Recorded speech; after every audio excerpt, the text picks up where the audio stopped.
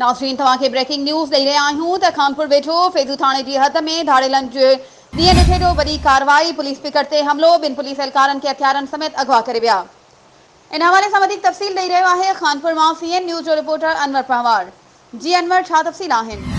जी बिल्कुल, मां अव्हांखे ॿुधाईंदो हलां। खानपुर वेझो फैज़ू थाणे जे हद में धाड़नि जे ॾींहुं ॾिठे जो वॾी कार्रवाई। पुलिस पिकट ते हमिलो, 3 पुलिस अहलकार सरकारी हथियारनि समेत अगवा। धाड़नि पारां हिकु अहलकार इरफान कुर्सी जतोई खे रस्ते में फिटो करे विया आहिनि ऐं 2 ॼणनि इमदाद सूमरो ऐं रफ़ीक मलिक खे अगवा करे विया आहिनि।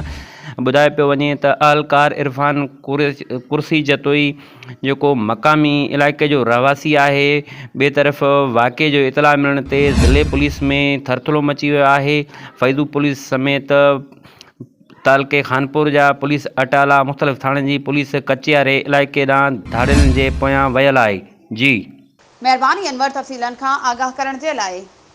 वधीक ख़बरूं ऐं अपडेट्स जे लाइ असांजे चैनल खे सब्सक्राइब कयो ऐं हा, बेल आइकन खे प्रेस करण न विसारिजो त जीअं असांजी हर नई अचण वारी वीडियो तव्हां ताईं पहुची